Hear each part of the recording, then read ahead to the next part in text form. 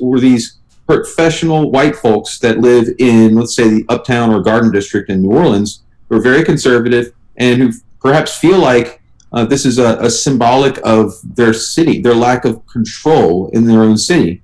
Um, I think it's a fascinating story and one that's not told, you know. So, yeah, I got to tell you, I mean, I personally I don't want to say ambivalent, but I will say that I was bothered by all this in many respects. I mean, number one, I certainly respect the idea that those people who were impacted the most, who are African Americans, it's hard for me to put myself into their mind, That their those experience, people. and so I respect their concerns and their emotions about that. But likewise, I also respect, in my opinion, history. And so my thought was that they really, what the solution to this would have been to have put up QR codes so that people going by the monuments, they can go and take and capture the code and get a really great history lesson Mhm. on their device and learn. I really feel like we lost a really great opportunity to to educate, and so that was ultimately my position on it was we shouldn't destroy any history at all. We should use the history to educate. And I was by no means, the idea of the Confederate flags, no matter how it makes other people feel, to me, it's repugnant. So Well, that's my take. I understand, and I think it's a reasonable thing to suggest. The problem I have is that um, even if you were to do that, these monuments are still outside and still in the public square, and I'm not sure how you properly contextualize something like that with QR codes. To me, honestly, they belong in a museum. Um, a city has the right to decide what to decorate its public spaces with, and the idea that this 300-year-old city, uh, that these statues, which represent 4 years of a failed war, that they are in any way indicative of the history of this city, I think is just it's a lie. And um, I really think that I think merit, although they haven't figured out what museum it's going to go to, and I understand that some colleges and universities that have been approached have already said we don't want them. But it's where they belong, some place like the Smithsonian, or maybe a newly formed museum in Louisiana that's specifically about the Civil War. We don't actually have one of those, and that would be a great learning experience and destination for school children. I just don't know how you make, and I've heard other people make the same suggestion you did, Stephen. I'm just not sure how logistically it works when you have two very different opposing sides in views of what the history there actually was. I mean, the people that are defending Robert E. Lee and Jefferson Davis really believe that the Civil War was not fought over slavery. They are convinced it was fought over states' rights, Mhm. which of course makes no sense because these states formed their own confederacy, which was a union. They weren't clearly, if you look at the Articles of Secession, it was about slavery. And if you have such a fundamental gap in understanding between those two sides, I could just see miniature fights about, you know, how exactly to contextualize these monuments in the public square, and it would drag on for a long time. But anyway, Okay, that's fair enough. Okay, so let's see. If anybody, like I said, the telephone number is right above me, and you can call that number. Just plug in your meeting ID, and we'll be able to see you see the fact that you're calling in. So we'd love to hear from you. Do you agree? Do you disagree with us on this issue? Lamar and I have differing opinions, although we certainly agree. I think we definitely agree that there is a population that is most affected by this, Right. and to me, I think we should respect that population. Everybody, I mean, that the experience of the Civil War, I think, and slavery in particular, was so, uh, I guess, such a destructive time for this country. And those people who were really impacted were the African Americans, and they went through Jim Crow, and so I can understand why they would be emotionally just angry about it. And so, but I'd like to hear from you. Any more comments about that one issue? I'm glad that it's over, and I hope that people can breathe a deep sigh of relief, and that we don't try to. I'm just glad it's over, and I think that these four monuments are the ones that were appropriate to target, and now we as a we as a state, people of New Orleans, can move on to other issues. Absolutely. Okay, so let's see. We are. I'm just looking to see any questions, any comments, etc. So let's move on for a second. Anything else in state government that you would like to, local government that you would like to talk about? Well, I mean, I'm a little disappointed about the death penalty decision that the deception that occurred in the Senate committee, where you had this guy who co-sponsored this bill and then at the very last minute switched his vote and said he planned on doing it all along because he wanted a grandstand about his opinion. Um, Other than that, I mean, the budget is a mess, obviously. We would be in much more capable hands if we had a majority Democratic legislature.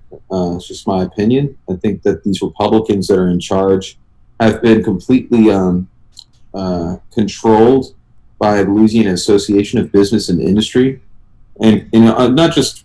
I mean, all of the Republicans, and of course Neil Abramson, the Democrat from New Orleans, who's taken in over $11,000 from lobby PACs in the last year, which not many people realize. He's just clearly a Republican and pretending to be a Democrat.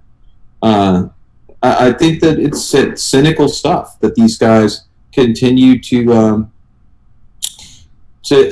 play Russian roulette with the Louisiana taxpayer. And I also think, the idea that we are cutting healthcare services to the people who need it most in order to provide college scholarships to, children who 40% of whom come from families that make over $100,000 to $150,000 a year. I think that's absurd. Our priorities are whacked. We're out of whack. So, Well, that's we have about 3 weeks left in the session, yeah. so we'll have to see exactly what happens. So what you're saying though is that you think in terms of the program that you're talking about being TOPS, Right. you think that should be means based, and that everybody should not be entitled to, uh, say, a government funded access to free education if they even if they make a certain score on their say their admission tests as well as their grades. I mean, the argument is that hey, we this is a great thing that we can do to help the kids work for something, and so you're against that. I am against giving full college scholarships to children who make a 22 on the ACT and a 2.5 GPA, and whose parents make over $200,000 a year, Okay. which is what we are doing right now. And by the way, I just realized that my our Facebook Live for the last 10 or 15 minutes, 10 minutes or so, has been only shared by me. It was private. It was locked on to private on my Facebook profile. So I've just changed it to public, and we may see some more folks climbing into the conversation as a result. Sure, absolutely, absolutely. Um, Okay, well, thank you. I'm glad that you told me that because I'm using this new technology, and there's a lot of little kinks that we're getting used to. Right. So yeah, that's great.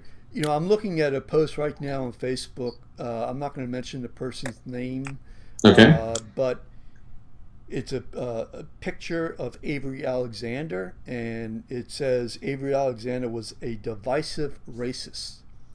The presence of a monument to honor his hatred of white people offend me and is a public nuisance to all of the people of New Orleans.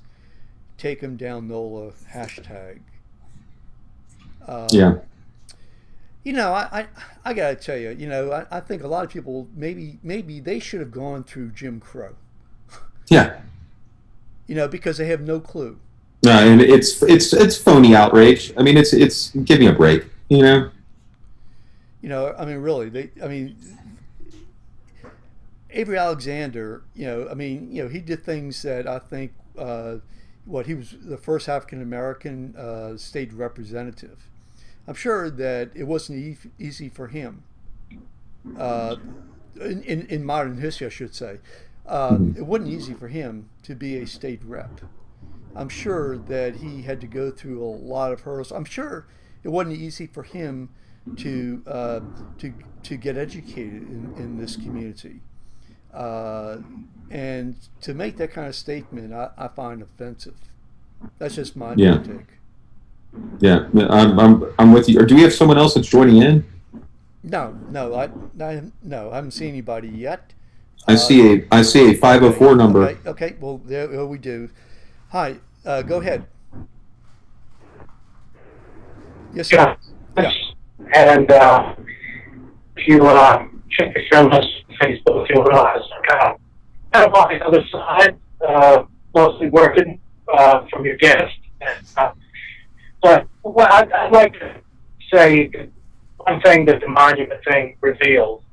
And, and I engage your guests, the folks on the opposition. I'll say, as humans, as people, and he needed to stand, and I think he's a leader in that. We need to demonize the other. That has led to is a total lack of empathy, which is often linked with the total lack of intelligence in regard to issues like this. When you look at, first of all, on the execution and on the handling of it, my opinion is that the mayor was and mishandled it. But when you look at the situation that I am, and in America, for me, Yeah. some minors. Yeah, your voice is breaking in and out. Yeah. So, um, I'll try again. yeah, okay, go ahead, Okay. go The ahead. landline, if you could call in from a landline. Or you're just in a bad pocket, I believe. Right. Okay, so why don't you? Did you hear any of it? And if so, I not really. I think. okay, Yeah, not really. okay. I hesitate because I think he may have been critical of me at the very beginning. I don't want to. Sure. Okay. Well, we want people to be critical of you, I know. yeah, Yeah. we want people to be critical of me. I'm used to that too. So, let's move on though. And we did talk about the state, and now there's some federal issues, particularly what's going on right now in Washington D.C.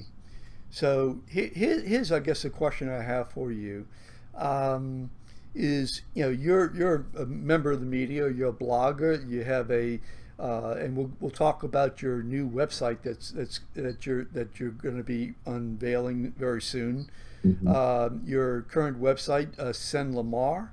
Mhm. You've broken a lot of stories that have made national news, and I'm just wondering, um, you know, is the media? I mean, are they just going crazy with this Trump news? I mean, I'm hearing it all the time from my friends. they're saying the media is just so biased that they don't believe anything that's being said. And so any kind of article that comes out that's negative about Donald Trump, they don't believe. And mind you that there's a recent poll out of Harvard that I think over 90% of the, and I'm generalizing here, but 90% of the media reports in CNN and NBC were negative against Trump. So your take on what's going on? Well, I mean, I think that Donald Trump has proven himself to be the biggest liar in American presidential history. He, I mean, this is not really just an opinion. I mean, there are countless studies about the factual basis of his statements. I think he lied continually for the last 2 years on the campaign trail about pretty much everything that came out of his mouth. And I think that his base let him get away with it because he was bombastic and he was saying things that no other politician dared to say. And they sort of liked the entertainment part of it. It was like his campaign rallies were like little rock concerts that he brought to Pensacola and Baton Rouge and Des Moines, Iowa. That he would pack a whole little arena, and it had the same sort of vibe as a little rock concert.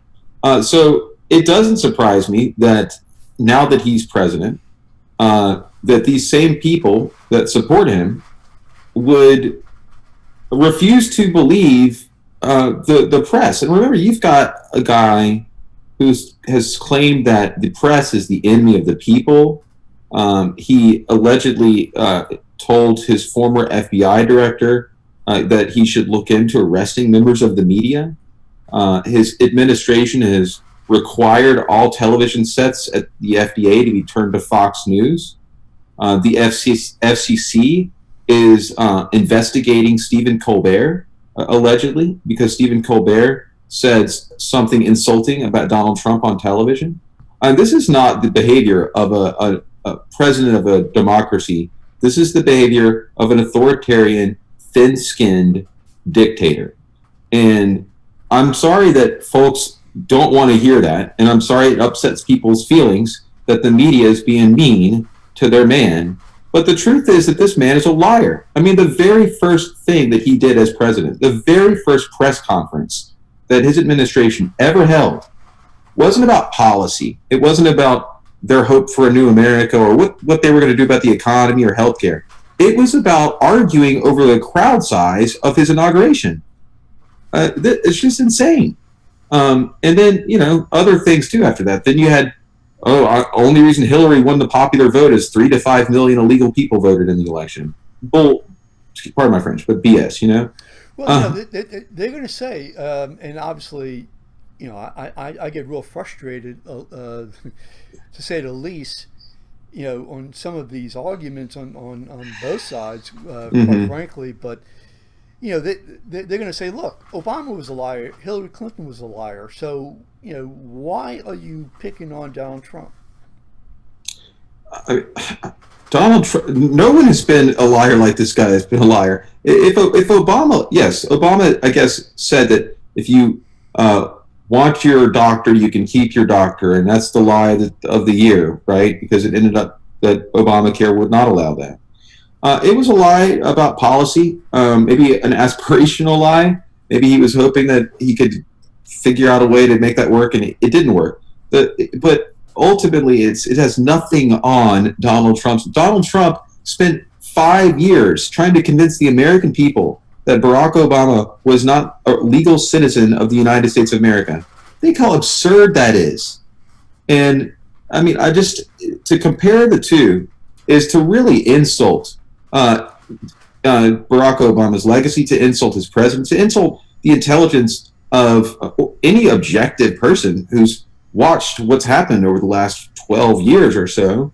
And even if you're not a Democrat or not a partisan in any way, it's just hard to defend somebody like this who on a daily basis lies.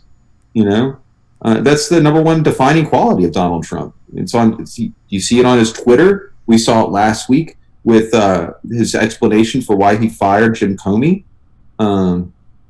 He's all over the place. I wouldn't be surprised if he gets impeached in the next few months. There was an ongoing bet that at least I saw on social media. Basically, says that he would be impeached in the first 100 days. No, first 150 days. I'm sure you probably read things about that also. Yeah. By the way, if anybody wants to chime in, whether it's about this issue, about the say Trump administration, about what we've already talked about, or any other issue, there's a telephone number above our head. Go ahead and call it, and just plug in the meeting ID, and we'd love to hear from you. We have about 10 minutes left. So, the other argument is, well, hey, wait a second. Honestly, truly, the problem is that Donald Trump is doing things that the news media is not reporting. I mean, like right now, he's in Saudi Arabia, and he's being flourished by the Saudi Arabians. We've got a tremendous deal, multi-billion-dollar deal, in the hundreds of billions that he is, say, bringing home. I mean, jobs. So why is it that we're not focused on that?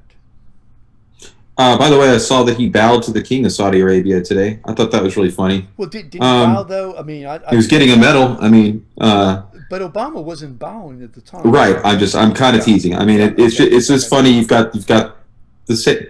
Anyway. Yeah, I agree, but I think that the people who aren't kidding about it and making it, they're taking they're making the pro-Trump people very angry that right. So anyway, go ahead. Well, no, I think you're right. I mean, there are some things that he's done with respect to trade and big deals. The problem is he's stepping all over his own messaging. The media probably would be covering this massive deal that we've just signed with Saudi Arabia if they weren't having to cover the fact that a special counsel, the former FBI director, has been appointed to investigate the president of the United States for colluding with Russia and interfering with the presidential election. That's a huge story. The other thing, too, about that deal with Saudi Arabia is, they did pack a bunch of deals into one big trip. So it is a very big and important deal. But if you put it into context with the other deals that have been done over the last 8 years, it just, they did it all at once as opposed to trickling out over the course of a year or so. Anyway. I understand that some of those deals have been percolating. Am I correct? Yeah. And I think there was he bragged the other day about this Chinese beef importation that he said he was able to do. And the truth is that the Obama administration initiated that about 7 or 8 months ago. He had nothing to do with it. So, let's put all this into context. Honestly, in my opinion, the man hasn't done anything except appoint Neil Gorsuch to the Supreme Court. That's it. That's his only accomplishment. That's the only accomplishment of the Trump administration so far. I mean, the executive orders are in my opinion, they're relatively meaningless. The big one, of course, has been, litigated and has been, rejected by the courts so far. And the one about religious freedom is not worth the paper it's written on. The ACLU won't even get involved because they think it's so silly. These are empty gestures to the radical religious right. And so really when you look at what has he done? I mean, the only thing that he's really done is Neil Gorsuch. That's it. And he had a running start with that. Am I correct? I mean, the bottom line is, no, I mean, seriously. Yeah. The bottom line is that he has a Republican-controlled Congress, and the real problem with, I mean, it's a victory, but in many respects, I mean, now you're talking about a Supreme Court justice being chosen by not 60 votes, but now 51. Yeah. So that's been diluted. Yeah.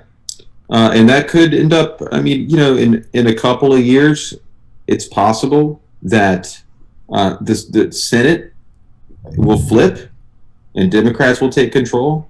It's very possible that in a couple of years, the House, we see this all the time in off-cycle years.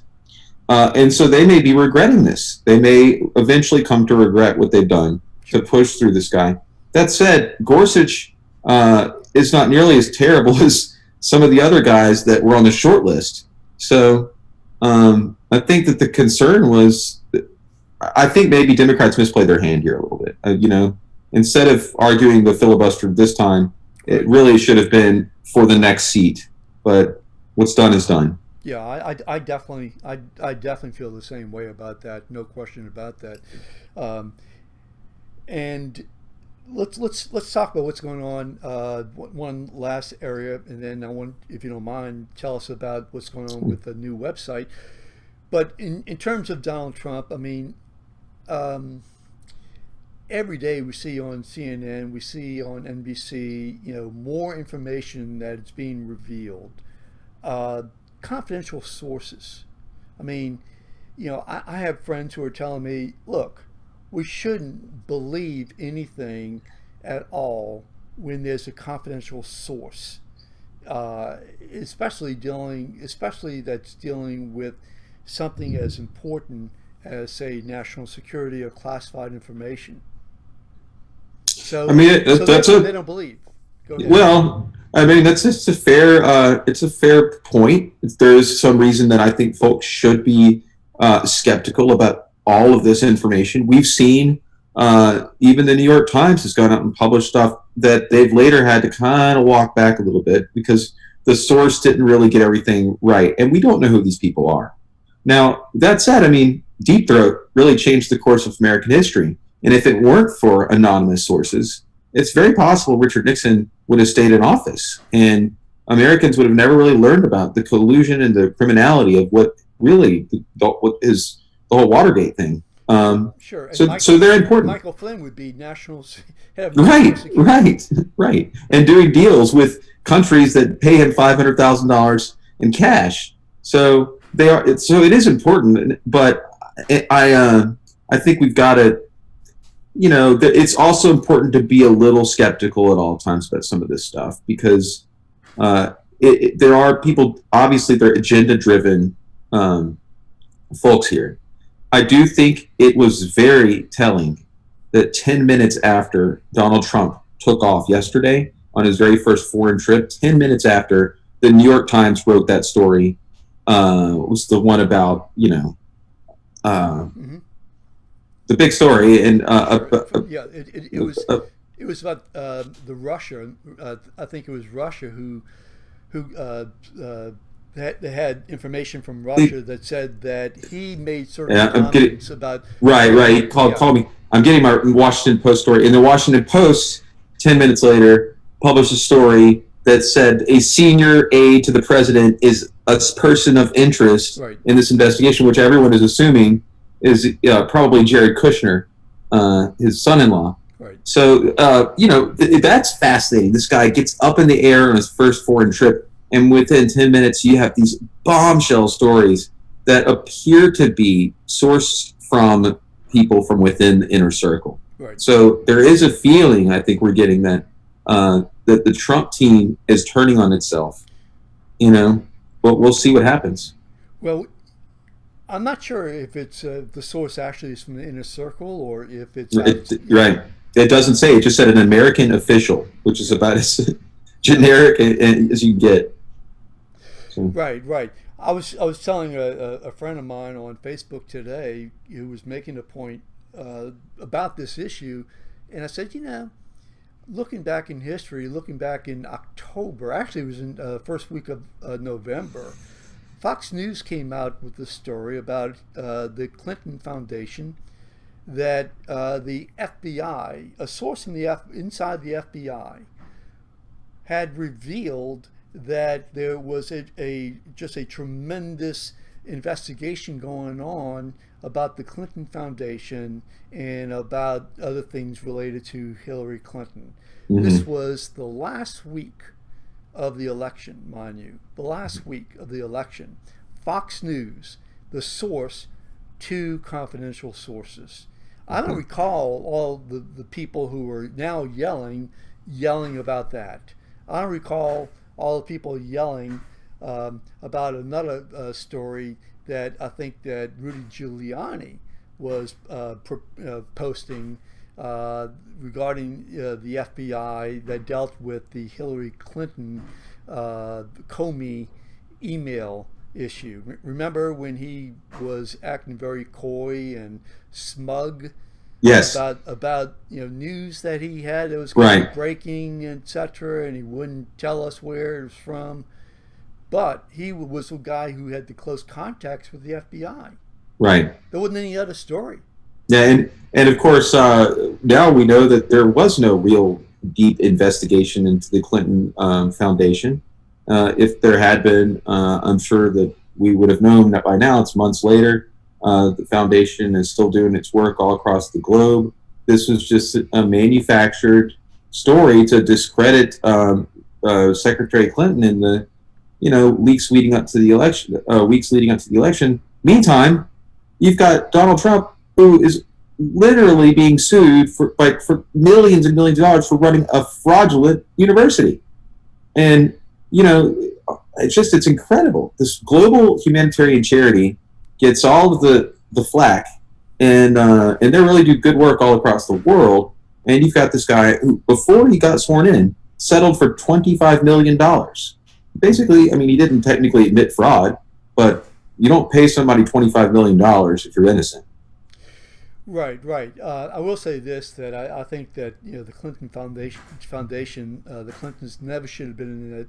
In my opinion, never should have been in that business at all, given her position in the State Department. I mean, it's just like in many respects, probably not as bad, but just like in many respects, the Trump sons being involved in their dad's business, running the business, without, I mean, it's just the perception. I mean, I get it. It's just that there is a difference between a nonprofit charity where no one takes a salary, no one's making money out of this. They're making money from speeches and from writing books. Making money in speeches, yes. Yeah, but not from the charity. So there's a difference between that. And I hear you about the appearance of impropriety. I do think there's a difference though between what Eric and Donald Trump Jr. are doing, sailing around the world, flying around the world, and striking deals with foreign governments. I think that's. I know Donald Trump has claimed that he's not really in business anymore, but it's not a blind trust, and it could really be a violation of the Emoluments Clause. So we'll see. I haven't heard of any deals with a foreign government. I mean, most of these deals that they strike are owned by, shady fakes. There's documentaries about this that I would recommend your readers watch. The stuff that they've done in, I think it's the Philippines. Obviously, some of the stuff that they have not done in Russia, but they've done with Russians who are connected to the oligarchs up there. There's some compelling evidence that although the government's interest in these properties may not be 100%, the government does have an interest. Not every country is like the United States. A lot of countries are ruled by men who use their power of the presidency to enrich themselves personally. Yep. No question about it. I think the Philippines deal, was something that was in the works before he even ran. And then Duarte became president in the middle of it. So it's and although I understand that the Trumps were able to get their, including Ivanka, were able to get their trademarks on the day that the Prime Minister of China was here in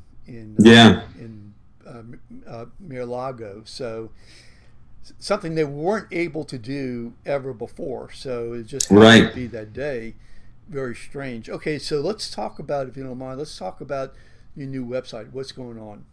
Well, I am launching a nonprofit, online only, Louisiana progressive bent news publication. It's going to be called the Bayou, not the Bayou Buzz, but the Bayou Brief, which is it's in the works. We're still doing designing the back end of it. I have hired an editor. There's a whole board of directors. The editor is fantastic. It's not going to be like a blog, although there will be commentary on it. But we are going to focus on in-depth investigative journalism all over the state of Louisiana. There right now is a nonprofit newspaper or online newspaper, The Lens. It focuses on the city of New Orleans, and they do fantastic work. This will be similar to what they do, except it will be more statewide and focused. For example, we may not be interested in the Shreveport or the Caddo Parish school board election, but we'd definitely be interested if we found out that the superintendent of schools there was being paid by a textbook publisher to get those textbooks in the classroom. Story like that. Sure. And so, right now we are. I think we're probably 3 weeks. I keep saying 3 weeks away every week, and it keeps taking longer than I thought it was going to take. But we want to get this right from the very beginning. So I would say that if anybody is interested in contributing, we are hiring freelance writers. We are hiring freelance contributors. We will pay. The email address right now that I'm using, it's a temporary one, is thebayoubrief @gmail.com. If you just shoot me an email with your name and a resume and just what you're interested in writing about, I'm more than happy to take a look at it and pass it along to the editor. If you have a story idea, if you don't want to write a series, just one thing, or if you have something that you think is worth somebody else writing about, send an email again, or you can find me on Facebook at Lamar White Jr. I'm on Facebook or Twitter at @SinLamar. Okay. Well, we've covered the waterfront. I think we solved all the issues of the world at this time, including the big one in here in New Orleans. So, although we're a little bit late on that one. Somebody else took care of that one. Go ahead. I was going to say, I'm sorry it's taken so long for me to get with you. It's but it's been great. We should do this again. Maybe with a panel next time. I always like that. Well, definitely. I noticed a friend of mine who I've been trying to reach out to who wants to be on a panel, and so I'm going to plug him in. Yeah, we got the technology. I mean, we now know, at least in terms of your I don't understand. I've done this before with other people like Jim Brown, and he never had to have his stream go public. So I need to check on that. I'm not sure why. Maybe it's your settings that I don't know, but I'll check on that. Well, yeah. Yeah, that's it. Okay.